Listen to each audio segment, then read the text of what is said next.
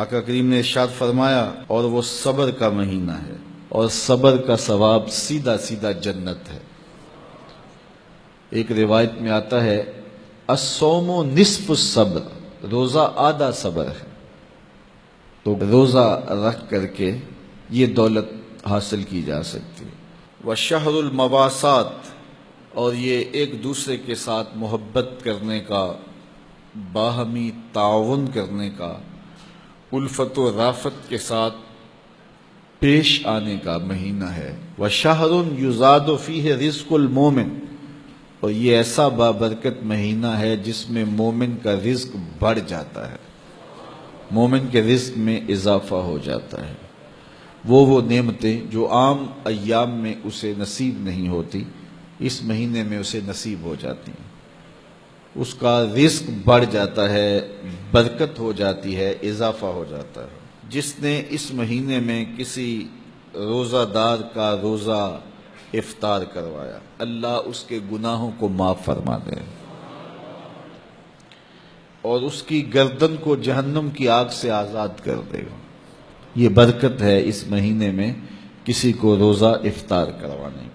کہتے ہیں ہم نے حضور کی بارگاہ میں عرض کی، حضرت سلمان فارسی کہتے ہیں حضور ہم میں سے سارے لوگ تو یہ استطاعت نہیں رکھتے کہ وہ کسی کو روزہ افطار کروائیں، یہ تو پھر امراء ہی بازی لے جائیں گے کہ وہ روزہ افطار کروائیں گے، تو ہم لوگ تو جو اس قابل نہیں ہیں، غرباء ہیں، وہ تو پھر کسی کو روزہ افطار کر کے یہ والا ثواب نہیں کما سکیں گے۔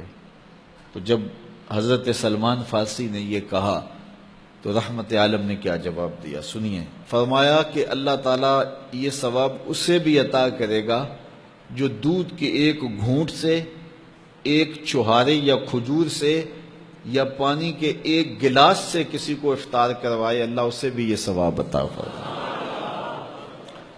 اس نے نلکے سے، کنویں سے، چشمے سے پانی بھر کے دے دیا کہ لو روزہ کھول لو، جاتے جاتے ہاتھ میں کھجور دے دی کہ سائیں میری کھجور سے روزہ کھول لینا۔ اس نے بکری دو رہا تھا تو اس نے ایک گھونٹ دودھ کا اسے پلا دیا۔ تو جس نے روزہ اس طرح بھی افطار کروایا، کسی غریب نے ایسے بھی کسی کا روزہ افطار کروا دیا، میرے حضور فرماتے ہیں اللہ اس کو بھی پورا پورا ثواب عطا فرمائے۔ تو یہ تو اس کی کرم نوازی ہے، اس کی رحمتوں کا باڑا بٹ رہا ہے۔ ہاں اگر کسی نے کسی کو سیراب ہو کر کے روزہ افطار کروایا، سیراب کر کے اچھا دسترخوان لگایا، انواع و اقسام کی چیزیں رکھیں، وہ رج گیا تو ثواب تو اسے بھی مل گیا جس نے پانی کا گھونٹ پلایا، جس نے دودھ کا گھونٹ دے دیا، جس نے چوہارا دے دیا، کھجور دے دی، لیکن جس نے اس کو رجایا، اس کو خوب سیراب کیا، تو میرے مصطفیٰ کریم فرماتے ہیں اللہ اس کو جام کوثر عطا کرے گا۔ 50,000 سال کے دن میں اس کوثر کے جام پینے کے بعد اس کو پیاس نہیں لگے گی حتیٰ کہ جنت میں چلا جائے گا۔ اللہ کی رضا کے لیے ماہ سیام میں لوگوں کے روزے افطار کروائیں۔ یہ جو نمائشی افطار پارٹیاں ہوتی ہیں ان سے جان چھڑائیں۔ ریا والا عمل اللہ کو کبھی بھی قبول نہیں، یہ بات ذہن میں رکھیں۔ بعض اوقات ہم محنت کرتے ہیں ضائع ہو جاتی ہے چونکہ ریا شامل ہو جاتی ہے۔ بعض لوگ تو ایسے لوگوں کی افطاری بھی کرواتے ہیں جن کے بارے انہیں یقین ہوتا ہے کہ انہوں نے روزہ نہیں رکھا ہوا، تو ان کو بھی بلا کر کے نمائش کی جاتی ہے کہ ہمارے گھر میں دیکھو کتنے بڑے بڑے منصبدار اور عہدیدار آئے ہیں۔ اللہ کے ساتھ دھوکہ نہ کرو، اللہ کے ساتھ کوئی دھوکہ کر نہیں سکتا، وہ اپنے ساتھ دھوکہ ہے۔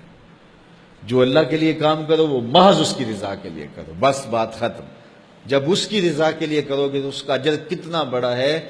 اس کی رضا کے لیے ایک گھونٹ پانی پلا دیا، ایک گھونٹ دودھ دے دیا، ایک چھوہارا کسی کو دے دیا، اجر کیا ہے؟ پچھلے سارے گناہ معاف۔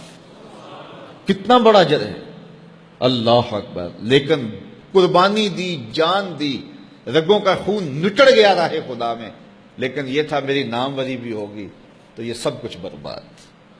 تو جو بھی عمل کرو محض اس کی رضا کے لیے کرو، اپنے عمل کو ناخالص نہ ہونے دینا، اپنے عمل کو خالص رہنے دینا، یہی اللہ کو پسند ہے اور وہ خالص عمل کو ہی قبول کرتا ہے۔